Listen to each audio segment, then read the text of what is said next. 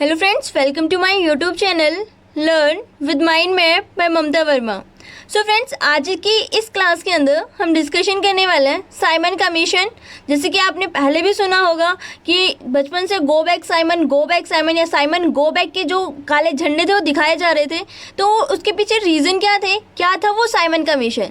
साथ के साथ जो नेहरू जी थे उन्होंने कौन से रिपोर्ट दी थी जो इतने बड़े डिस्कशन में आई। देन सेकेंड है और लास्ट है क्या है, round table conference. Round table conference किससे जुड़ी हुई? साइमन कमीशन से। जो राउंड टेबल कॉन्फ्रेंस है और जो साइमन कमीशन है ये इसी से जुड़ी हुई है। लेकिन इम्पोर्टेंट पॉइंट ये आता है कि जो राउंड टेबल कॉन्फ्रेंस है उसके 3 राउंड होते हैं। 3 राउंड कैसे भाई? First round, second round and third round, इस तरह से होते हैं। अगर ऐसे होते हैं तो उसके अंदर क्या कांग्रेस थी जो पार्टी सबसे बड़ी पार्टी थी, क्या उसने पार्टिसिपेट किया था? अगर किया था तो कौन बंदा गया था? अगर नहीं गए थे तो फिर कौन सा वो एक मेन जो इतना खास बंदा था जिसने तीनों की तीनों राउंड टेबल कॉन्फ्रेंस जो थी वो अटेंड की थी? आज की क्लास के अंदर हम ये सारी चीज़ें डिस्कशन करने वाला है। और जो बंदा दिख रहा है इसका नाम है जॉन साइमन, जो कि इस पूरे के पूरे इस साइमन कमीशन को लेके आया था। ठीक है, सो अपने हिस्ट्री की अपनी 47 क्लास है और आपको यहाँ पे इतना अच्छे कराया जा रहा है कि आप इस चीज़ को एक बार पढ़ने के बाद कभी भी नहीं भूल सकते। सिर्फ आपको क्या करना है, रिवाइज करना है और क्लासेस को डेली अटेंड करना है। सो फ्रेंड्स, आप इस चैनल को जरूर सब्सक्राइब कर सकते हैं, साथ के साथ बेल आइकन को जरूर प्रेस करें और आपके आने वाली वीडियोज़ की नोटिफिकेशन मिल जाएंगे।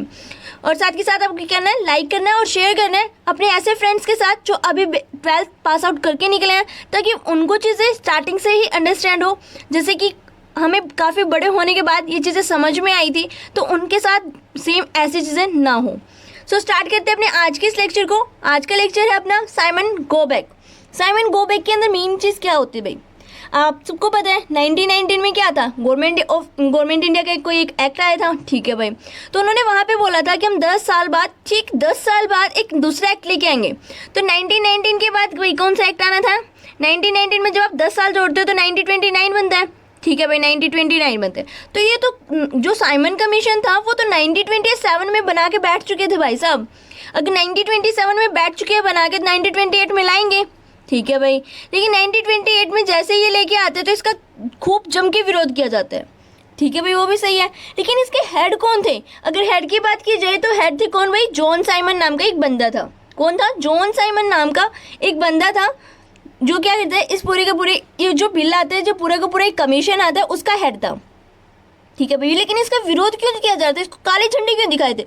क्योंकि इसमें जो मेंबर्स थे वो कितने थे? टोटल 7 मेंबर्स थे और इस 7 के 7 मेंबर्स क्या थे? ब्रिटिशर्स थे। अच्छा, मतलब 1919 में तो हमें टॉफ़ी दी थी और अब की बार कुछ भी नहीं दिया, मतलब हमें तो पार्टिसिपेट ही नहीं करने दिया, ना हमारा नाम लिया। तो 7 के 7 जो बंदे थे कि इसमें साइमन कमीशन के अंदर वो सारे के सारे ब्रिटिशर्स थे। ठीक है भाई, ब्रिटिशर्स थे। तो इनका मेन क्या था भाई? यहाँ पे इनको क्या बोला गया कि जो कमीशन था वो क्यों बनाया गया था, क्यों लेके आए थे? कमीशन बना तो 1927 में था, याद रखना, कमीशन बना 1927 में था। लेके कब आए? 1928 में आए थे। कब? इंडिया के अंदर कहाँ आए थे भाई? बॉम्बे के अंदर लाए थे। कब?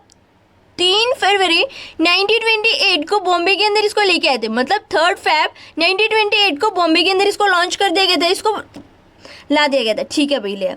उसके बाद क्या हो जाएगा भाई? अब सबको पता है कि भाई ऐसे लेके आए हैं और यहाँ पे इंडियंस तो है ही नहीं। अगर है नहीं तो जम के विरोध करेंगे। ठीक है भाई, जम के विरोध कर दिया।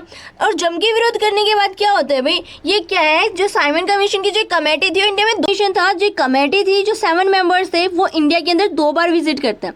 क्वेश्चन आता है एग्जाम में। ठीक है, 2 बार विजिट करते हैं। कब कब? 1928 एंड 1929 में।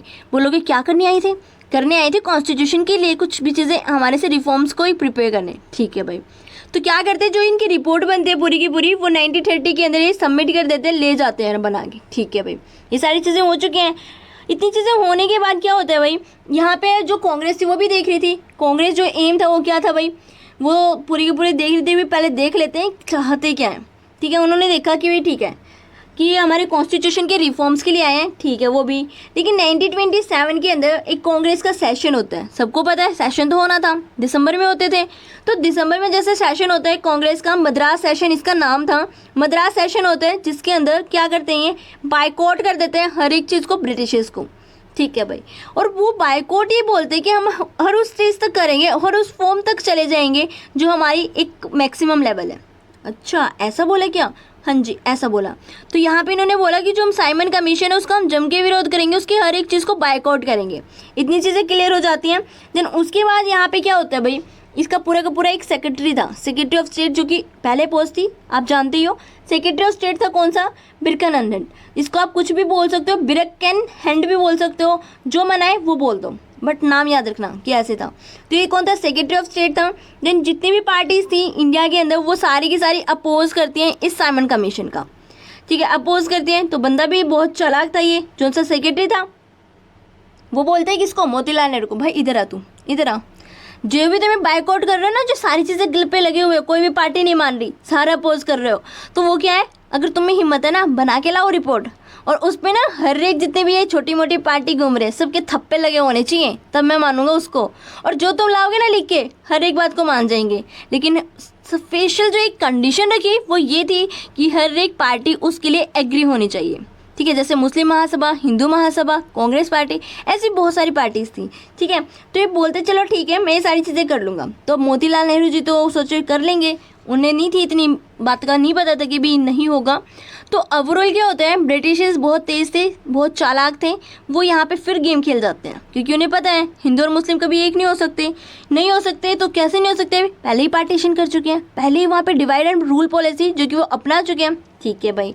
लेकिन आप बोलोगे जो नेहरू जी थे उनकी रिपोर्ट क्या थी, एंड वो जो मुस्लिम और जो दूसरे सिख बच गए वो सब क्या रोल प्ले करते हैं इसके अंदर, वो भी देखते हैं भाई।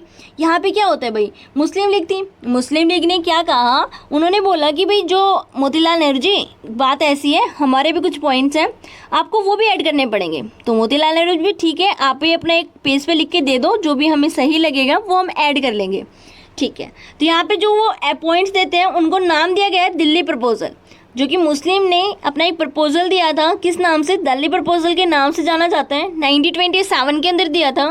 तो उनकी डिमांड्स क्या थी, उनकी डिमांड्स थी कि हमारी जो ये डिमांड है ना उनको भी आप क्या करो, नेहरू रिपोर्ट के अंदर ऐड कर लो। उन्होंने बोला ठीक है भाई कर लूँगा। तो यहाँ पे फर्स्ट थी कि हमें एक जॉइंट इलेक्टोरेट चाहिए, हमें सेपरेट नहीं चाहिए। यहाँ पे कुछ पॉजिटिविटी आ रही है, आप जैसे देख रहे हो, जैसे इन्होंने पहले मांगा था क्या, सेपरेट इलेक्टोरेट, और वो कब मांगा था मैं बता चुकी हूँ, आपको क्या करना है कमेंट सेक्शन के अंदर आंसर करना है, ठीक है, वरना देख लेना। उसके बाद क्या होगा, यहाँ पे क्या होता है भाई, यहाँ पे जॉइंट इलेक्टोरेट की यहाँ पे डिमांड की गई जिन्ना के द्वारा, और रिजर्वेशन मांगा गया मुस्लिम्स के लिए, ठीक है भाई, रिजर्वेशन मांगे तो। देन सेंट्रल लेजिस्लेटिव असेंबली जो थी उसकी 1/3 सीट्स को इन्होंने बोला कि रिजर्व होनी चाहिए मुस्लिम्स के लिए, ठीक है भाई। उसके बाद रिप्रेजेंटेशन के बारे में बात कहा कि जो पॉपुलेशन है ना उसके बिहाफ पे ही क्या होना चाहिए, रिप्रेजेंटेशन होना चाहिए। अब बोलोगे पंजाब एंड जो बंगाल वाला एरिया है वहाँ तो मुस्लिम ज़्यादा है, वहाँ क्या होगा, तो ये तो मोतीलाल जी जाने। देन उसके बाद क्या होता है, जो प्रोविंसेस हैं वहाँ की इनकी 3 बड़ी एक मेजर जो एरिया है वो इनका होना चाहिए। वो 3 कौन से हैं, Sindh, Balochistan and North West provinces, frontier provinces, North West frontier provinces, ये इसका फुल फॉर्म है NWFP की। उसके बाद बोलोगे सीख ने क्या बोला, सीख ने कहा कि भाई इन्हें तो पहले जॉइंट इलेक्टोरेट, अब ये मांग रहे, पहले इन्हें मिल रहा सेपरेट इलेक्टोरेट, हम तो ऐसे बीच में आए हुए हैं, हमें तो कुछ मिला ही नहीं, तो हम तो सीधा अपोज कर रहे हैं भाई तेरी रिपोर्ट ने, ठीक है, कर दिया रिपोर्ट, कर दो, मेरा क्या जाता है, अपना लॉस कर रहे हो। अब क्या होता है, अब ये क्या कर चुके हैं, इसकी सारी रिपोर्ट को अपोज कर चुके हैं, तो भाई अब क्या होएगा, अब यहाँ पे नेहरू जी भी परेशान। अब नेहरू जी की रिपोर्ट के अंदर क्या क्या पॉइंट्स थे वो आप देख सकते हो, यहाँ पे कुछ इंपॉर्टेंट पॉइंट्स ही नोट डाउन किए मैंने, बाकी आपको PDF के अंदर मिल जाएंगे, वहाँ से भी आप चीज़ों को चेकआउट कर सकते हो, ठीक है। तो यहाँ पे होता है क्या भाई, नेहरू जी अपनी पूरी एक कमेटी बनाते हैं, कमेटी बना के उनसे डिस्कशन करते हैं, देन जो भी पॉइंट्स उनको सही लगते हैं हर एक पार्टी के अकॉर्डिंग वो यहाँ पे ऐड करते हैं। कुछ इंपॉर्टेंट पॉइंट्स थे जो मैं आपको अभी बताने वाली हूँ। जो इंपॉर्टेंट पॉइंट्स है वो ये हैं कि इंडिया को डोमिनेंट स्टेट बनाना चाहते थे। डोमिनेंट स्टेट वो क्या होती है, वो होती है कि ब्रिटिशर्स यहाँ पे रहेंगे बट जो हमारा काम है ना वो हमारे अकॉर्डिंग चलेगा, ब्रिटिशर्स की नहीं चलनी, ठीक है। उन्होंने बोला अच्छा एक ये पॉइंट मानना है। तो अब क्या होता है यहाँ पे ब्रिटिशर्स का जैसे कॉमनवेल्थ होते हैं ना, जैसे कॉमनवेल्थ गेम्स होते हैं तो वो ब्रिटिशर्स कॉमनवेल्थ के अंदर आते थे, ठीक है भाई। उसके बाद क्या बोला, federal which shall be the bicameral. अब यहाँ पे बाइकैमरल की बात की गई, सेंट्रल मिनिस्ट्री की बात की गई, और क्या थी एक आपने देखा होगा यहाँ पे आपके सेंट्रल जो मिनिस्ट्री दोनों को रिस्पॉन्सिबल बोला गया। वो कैसे? जैसे कि आपका बाईकैमरल लेजिस्लेचर था वो centre, and ministry would be responsible किसके लिए? लेजिस्लेचर के लिए। मिनिस्ट्री तो लेजिस्लेचर के लिए और जो आपका बाईकैमरल है वो आपका सेंटर के लिए रिस्पॉन्सिबल रहेगा। ठीक है भाई। Then governor general of India would be the constitutional head of India. इन्होंने बोला जो गवर्नर जनरल ऑफ इंडिया होगा वो क्या होगा? कॉन्स्टिट्यूशनल हेड होगा इंडिया का। ठीक है भाई, मान जाएंगे, अच्छी बात है, ब्रिटिशर्स को तो कुछ तो दे रहे हैं ना। उसके बाद क्या होता है? इन्होंने बोला no separate electorate but reservation should be given to minority.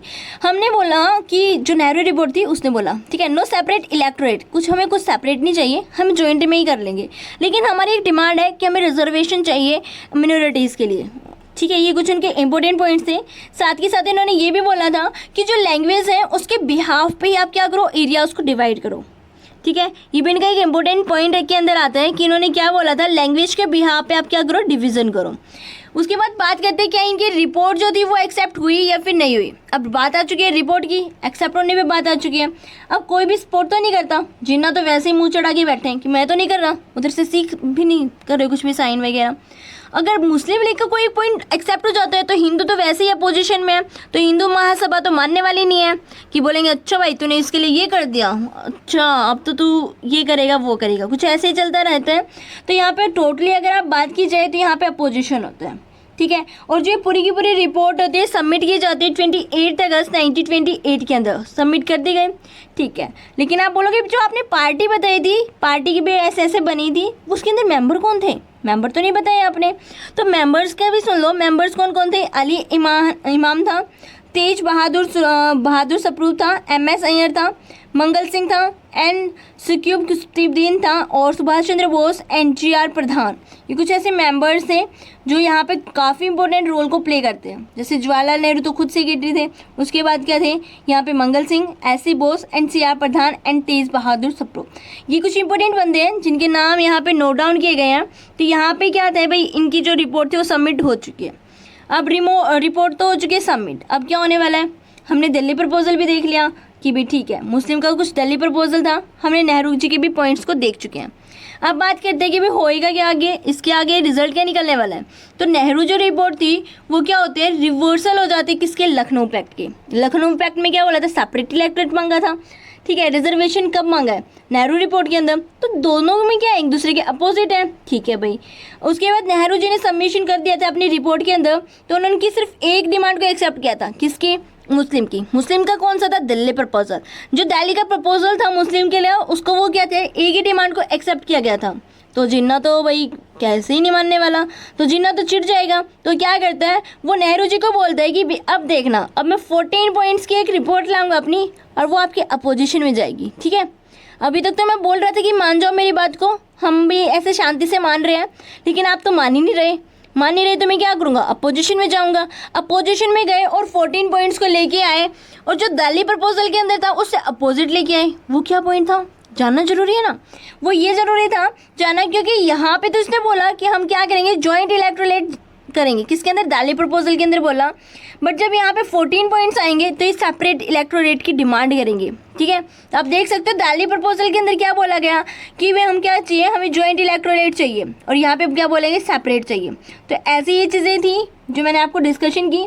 उसके बाद जो 14 पॉइंट्स थे जिन्ना के, वो ज़्यादा कुछ इंपॉर्टेंट रोल प्ले करते ही हैं, इसलिए हम यहाँ पे कुछ डिस्कशन नहीं करने वाले। तो आपको ये याद रखना है जो हिंदू महासभा थी उसने क्या किया था? अपोजिशन किया था। ठीक है भाई, अपोजिशन कर दिया। उसके बाद ओवरऑल क्या होता है? यहाँ पे आपने देखा कि जिन्ना भी अपोज कर चुके हैं, उसके बाद जो अपने सिख थे वो भी अपोज कर चुके हैं। अब बचेगा कौन? वो देख लेते हैं। अब बात क्या होती है भाई, जो जवाहरलाल नेहरू थे और जो सुभाष चंद्र बोस थे, जवाहरलाल नेहरू एंड जो सुभाष चंद्र बोस थे वो सारी चीज़ें देख रहे होते हैं। वो जो मोतीलाल नेहरू थे वो जवाहरलाल नेहरू के फादर थे, तो वो देख रहे होते हैं अच्छा मेरे पापा ने रिपोर्ट बनाई है और डोमिनेट स्टेट बोला है, मतलब क्यों? हम तो इंडिपेंडेंस चाहिए, हमें नहीं रहना ब्रिटिश के ऐसे मतलब दबाव में, प्रेशर में, कुछ भी बोल सकते हो। तो यहाँ पे जवाहरलाल नेहरू और जो सुभाष चंद्र बोस थे वो क्या करते हैं भाई? इस रिपोर्ट को एक्सेप्ट नहीं करते, रिजेक्ट कर देते हैं। तो खुद का ही बेटा रिजेक्ट कर रहा है तो आप जान सकते हो कैसी फीलिंग होएगी। तो यहाँ पे क्या बोलते हैं? हमें कंप्लीट फ्रीडम चाहिए, हमें नहीं चाहिए डोमिनेंट स्टेट। ठीक है भाई। इंडिपेंडेंट वो क्या करते हैं, इसके फादर नहीं मानते तो क्या करते हैं, अलग से एक लीग की फॉर्मेशन करते हैं। लीग का नाम क्या रखते हैं, इंडिपेंडेंस फॉर इंडियन लीग। कब, 1928 के अंदर इस लीग की फॉर्मेशन की जाती है। ठीक है भाई। क्वेश्चन आता है कि जो इंडिपेंडेंस ऑफ इंडियन लीग है उसकी फॉर्मेशन कब हुई, और उसके जो सेक्रेटरी थे वो कौन बने। सेक्रेटरी बने थे दोनों, कौन कौन, JL नेहरू एंड सुभाष चंद्र बोस। ठीक है, ये दोनों के दोनों बंदे सेक्रेटरी बनते हैं। देन उसके बाद बोलोगे ठीक है भाई, तो प्रेसिडेंट कौन बनेगा, प्रेसिडेंट बनते हैं, यहाँ पे नहीं नोट डाउन किया तो आप नोट डाउन कर लेना। ठीक है, जो यहाँ पे सेक्रेटरी बनते हैं वो सेक्रेटरी तो बता चुकी, सुभाष चंद्र बोस एंड जवाहरलाल नेहरू। तो बात करते हैं प्रेसिडेंट की, तो प्रेसिडेंट कौन थे, एस अय्यर। ऐसा यार यहाँ पे प्रेसिडेंट बनते हैं किसके भाई, अपनी जो कंप्लीट यहाँ पे इंडिपेंडेंस की बात की गई है यहाँ पे। ठीक है भाई, इतनी चीज़ें हो चुकी। तो महात्मा गांधी भी देख रहे थे दूर से, अच्छा मतलब मेरे वाले पॉइंट पे आ चुके हैं, बंदों में दम है। चलो ना, इन्हें पिक करता हूँ और अपने मूवमेंट को स्ट्रॉन्ग करूँगा। तो गांधी जी देखते हैं, उसके बाद क्या होता है, 1929 तक आप पहुँच चुके हो। तो गांधी जब ये देखते हैं कि भाई हाँ ठीक है, ये मेरी फ्रीडम में दोनों के दोनों बंदे काम आएंगे, ये डोमिनेंट से कुछ आगे बढ़ के ये कुछ कर दिखाएंगे, उनके दिमाग में आया। उसके बाद ये क्या बोलते हैं कि भाई हम ना इन दोनों को बुलाते हैं कि भाई आ जाओ मेरे पास आ जाओ, मैं करता हूँ तुम्हारा समस्या का निवारण। ये बोलते हैं कि भाई ब्रिटिश इसको ना 1 साल देते हैं, 1 साल देते हैं, अगर वो हमारी बात मानेंगे तो ठीक है, नहीं मानेंगे तो भाई मैं कुछ करूँगा। तो 1 साल देते हैं ब्रिटिश को, टिल 1929 तक उन्हें टाइम मिलता है।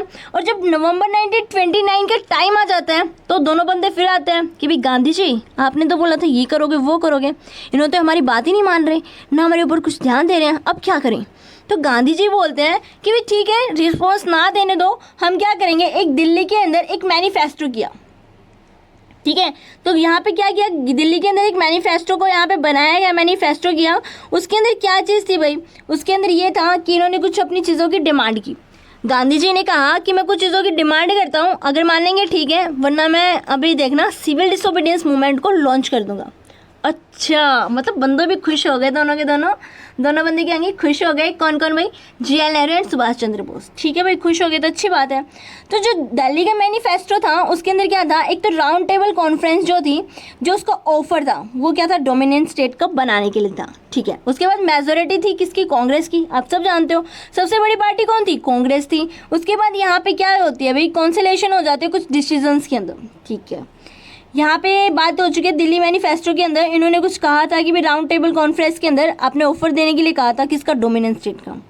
तो इरविन क्या कर देता है, रिजेक्ट कर देता है, फाड़ फूड़ देता है इनकी सारी बातों के कि चलो ना बकवास कर रहे हो। ठीक है, तो अभी बकवास कर रहे हो ऐसे बोलता है तो गांधी जी को तो गुस्सा आएगा।